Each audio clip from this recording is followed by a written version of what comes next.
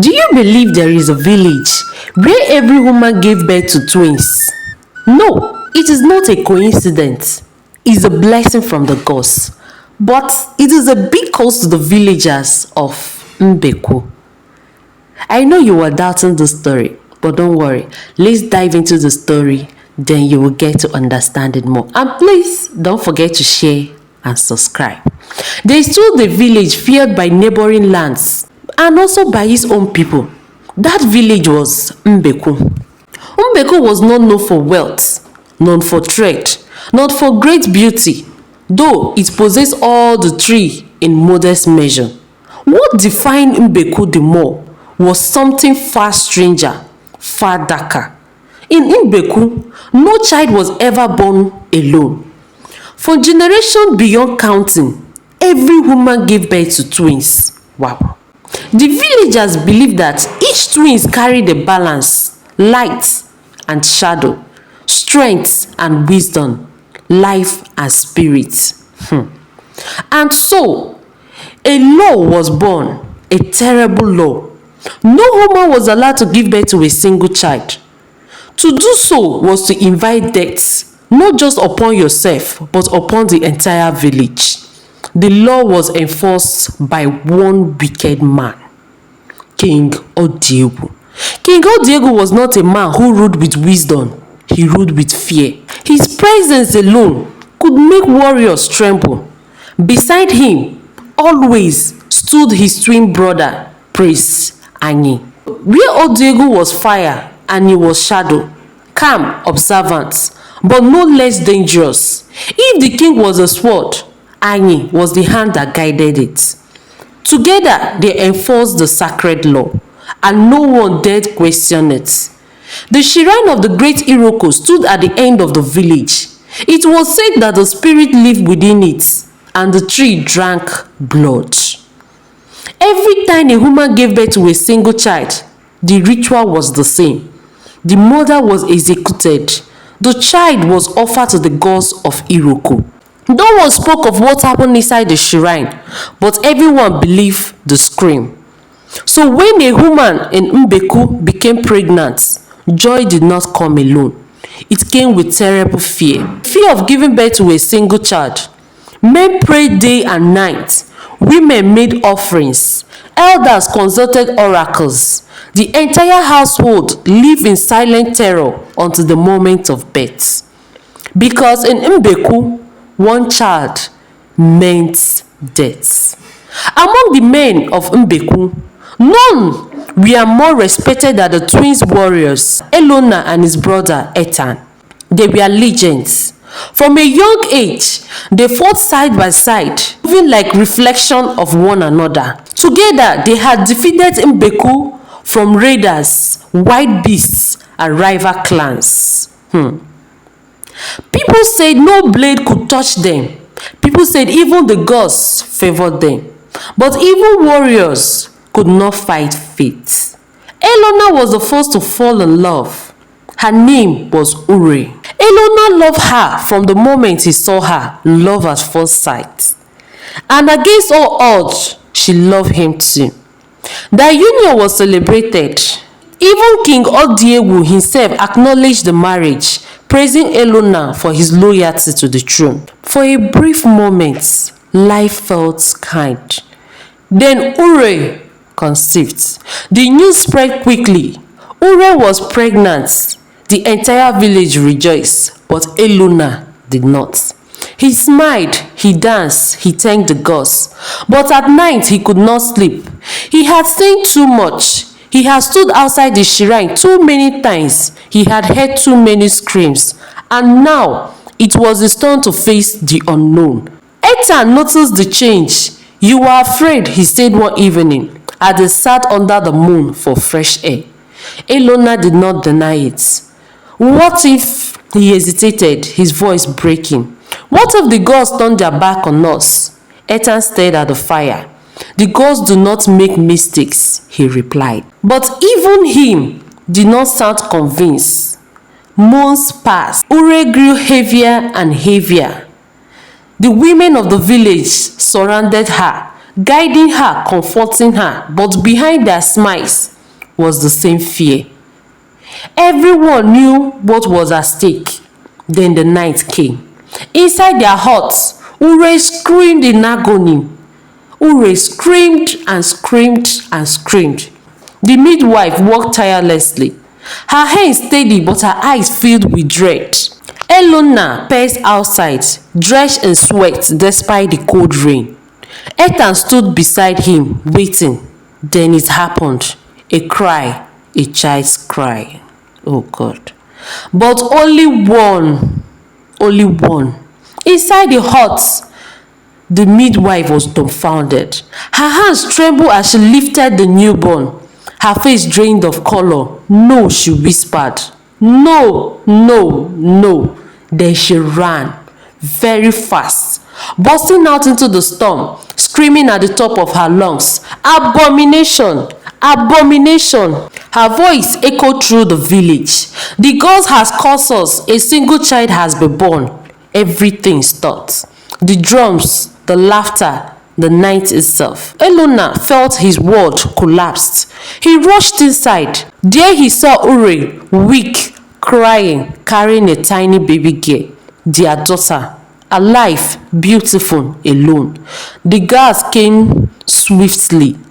Still, touches, ruthless faces. The king has heard. Elona and Etta ran to the palace. They did not wait to be summoned. They burst through the gates, fell to their knees before King Odiegwu. "Please," Elona cried, his voice breaking. "My king, show mercy." Etta bowed deeply. "For all we have done, for the battle, every life we have risked, grant us this one favor." The hall was silent. All eyes turned to the king. Odiegwu rose slowly from the throne, his expression unreachable. His expression unreadable. Then he spoke. "A curse is a curse," he said coldly. "It does not matter whose house it enters." Elona crawled forward. "She's just a child. Please show mercy." "She is a sign of doom," the king thundered. "The law is clear." Even Anyi did not speak. He simply watched. "The mother will die," Odiegwu declared. "The child will be offered to the great Iroko." Elona screamed in pain. But they were powerless. Even warriors could not fight a king. Fate, however, has a cruel sense of balance. For 5 years, King Odiegwu and his queen Ugodia had no child. 5 long years of prayers, sacrifice, and silent shame. Then finally, the queen conceived. The village was filled in celebration. The king held a grand feast. Drums thundered. Dancers filled the palace courtyard. Animals were slaughtered in honor of the gods. At last, Odiegwu proclaimed, "The gods has blessed me." He spoke openly of twin sons. He was certain of it. After all, how could the gods deny their chosen king? But the gods were watching. On the sacred Afo market day, Ugodia went into labor. The best midwives were summoned. The palace were filled with anticipation. Hours later, then, a cry, only one. Silence fell like death. The midwives stared at each other in horror. One dropped the clothes she was holding. Another stepped back.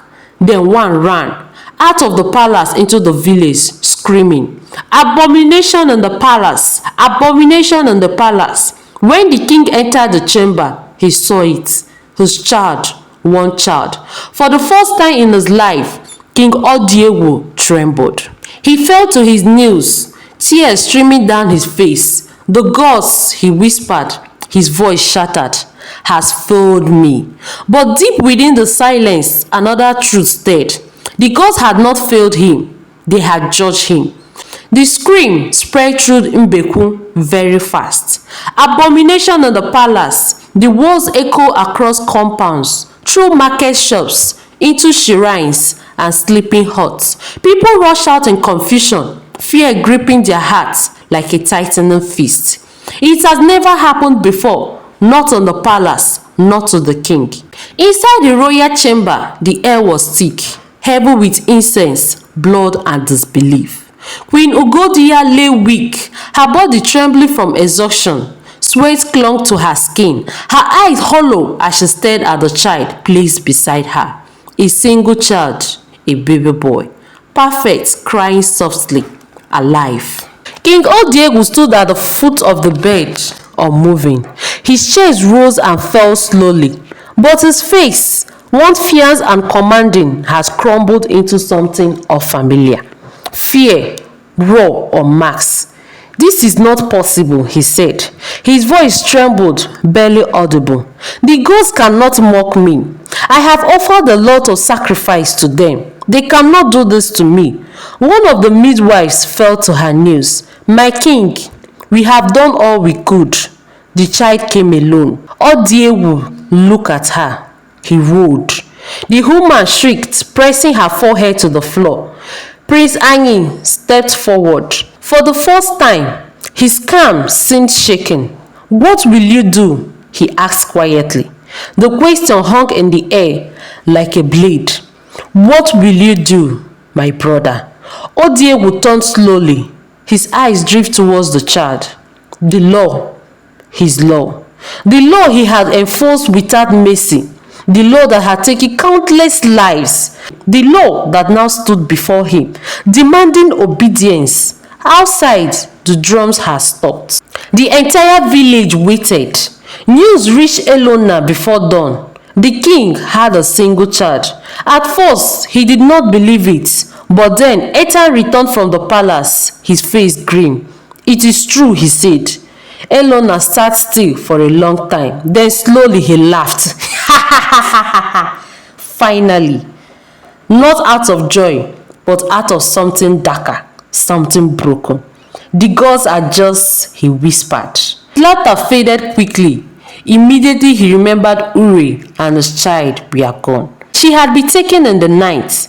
The guards came while the storm still raged. They dragged her from their home, her cry piercing the darkness as she clung to their child. Elona had fought, Etan had fought, but they were outnumbered and bound by the very system they had protected. By morning, Ure was dead. Elona had not seen it happen, but he heard. Everyone did. The execution was done at the edge of the shrine. Quick, public, final. And the child, his daughter, was to be sacrificed at sunset. Elona had not cried, not yet. He sat in silence, staring at the ground, his hands stained with the drained mud and blood. Etan stood nearby, restless, torn. "This changes nothing," Etan said at last, though his voice lacked conviction. "The law still stands." Elona looked up slowly. "No," he said quietly. "Everything has changed." That afternoon, the palace council gathered.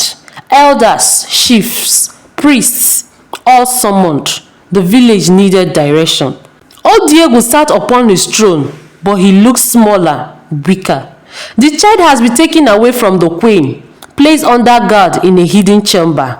Even he had not dared to look at it again. The high priest stepped forward. "My king," he began, his voice cautious, "the law of Mbeku is clear." Odiegu's jaw tightened. "A single child brings imbalance. It angers the gods. The ritual must be performed." A murmur spread across the hall. Prince Anyi spoke next. "If we break the law for the king," he said calmly, "then the law is no longer sacred. It becomes preference." Odiegu's eyes burned. "So you would have me kill my own child?" he demanded, after 5 years of waiting. He shakes his legs, sitting down on the throne. And he did not flinch. "I would have you remain king," he said, unforgiving. Far away, at the edge of the village, Elona rose. For the first time since Ure was taken, he picked up his sword. It was time. The shrine of the great Iroko stood waiting. The air was thick with the scent of burnt offerings and ancient rituals. Villagers gathered at a distance. No one spoke. The baby girl lay wrapped in white clothes upon a stone altar. She did not cry. She simply stared at the sky. The priest raised his staff. The gods demand balance. But before he could continue, a voice thundered through the clearing. Enough! All heads turned. Elona emerged from the shadows, sword in his hand, eyes blazing. Beside him stood Ethan. Fear rippled through the crowd. The greatest warriors of Mbeku standing against the law. You will not touch her, Elona said. The guards moved instantly. But Ethan stepped forward, his blade flashing. Try, he said coldly. The air exploded into chaos. Sea clashed. Cries rang out. Elona fought like a man possessed. Every strike carried grief, rage, and loss. He cut through the guards, pushing towards the altar. Take the child, he shouted to Ethan. Ethan hesitated for a fraction of a second. Then he ran, very fast. He grabbed the baby girl, holding her carefully despite the madness around him. Elona, he yelled, we must go. But Elona did not move. More guards are coming. Too many. He turned to his brother. Go, he said. Ethan's hands pounded. No, I can't leave you behind. Go, Elona roared. Their eyes met. Twin souls, bond by blood, tall by faith. Then Ethan ran. Elona turned back to the guards and smiled. At the palace, Wade already arrived. The warriors have rebelled. The child has been taken. Odiegwu rose from his throne. For the first time in years, he did not shout. He did not command. He simply listened. 2 children now defied the law. One his own. One was stolen from the shrine. 2 lives, 1 truth. Thank you very much for watching Tales by Grandma. Please, if you want the continuation of the story, comment part 2. And don't forget to subscribe and turn on the notification button to get notified when I post part 2.